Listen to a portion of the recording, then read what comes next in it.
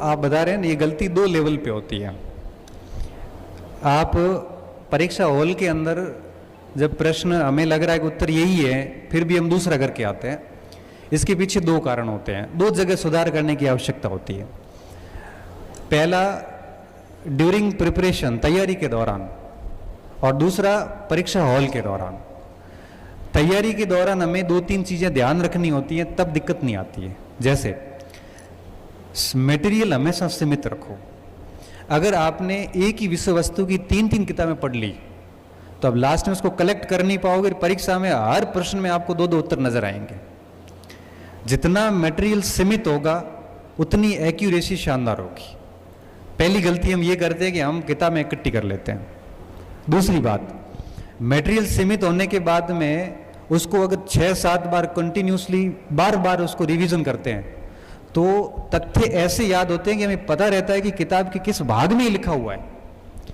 मजाल है कि वो प्रश्न गलत हो जाए बाद में। दूसरी बात और तीसरी बात, अब मटेरियल सीमित है, बार बार रिवीजन हो गया, अब उसका करो अभ्यास।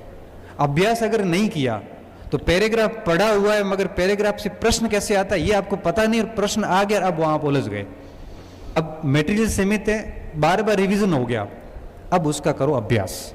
अभ्यास अगर नहीं किया तो पैराग्राफ पढ़ा हुआ है मगर पैराग्राफ से प्रश्न कैसे आता है ये आपको पता नहीं, और प्रश्न आ गया अब वहां आप उलझ गए। क्योंकि जैसे मैं आपको अपने गद्यांश आता था, आपको पता होगा पठित और अपठित गद्यांश।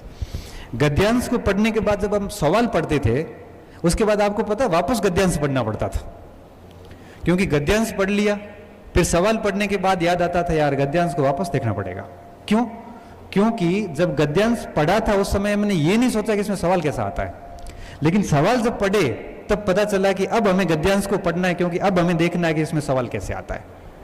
इसलिए कहते हैं कि जब आप एक बार थियरी पूरी कर लेते हो उसके बाद उसका पूरा सांगो पांग, राजस्थानी में कहते हैं ना, वैसे पूरा अभ्यास करो। एक बार अभ्यास करने के बाद वापस उस कंटेंट को पढ़ो, आपका पढ़ने का दृष्टिकोण बदल जाएगा।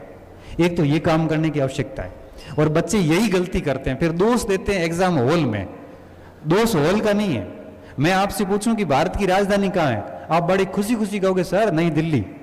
क्यों? इसको इतना पढ़ा है कि याद है, इसमें कन्फ्यूजन की कोई गुंजाइश नहीं है। लेकिन मगर ये आपको मैं कहूँ ना कि भारत की राजधानी दिल्ली होने से पहले कलकत्ता थी। कलकत्ता किसने स्थापित की थी? जोर आ जाएगा उत्तर देने में। क्यों? पढ़ा नहीं है। इसलिए मैं ये कहता हूं कि दो चीजों पे काम करिए। अगर आप चाहो कि भाई आपको आता हुआ गलत नहीं हो तो मटेरियल सीमित रखें, बार बार रिवीजन करें और भरपूर अभ्यास करें, और फिर देखना एग्जाम हॉल के अंदर जाओ, प्रश्न को हिंदी और इंग्लिश दोनों में पढ़ो, एक एक ऑप्शन को एलिमिनेट करो, फिर देखना आपका 5-7% से ज़्यादा खराबी नहीं होगी। और ये सिलेक्शन है, और ये बहुत ज़रूरी होता है, क्योंकि ये आज की तारीख में सबसे बड़ी समस्या पता क्या है?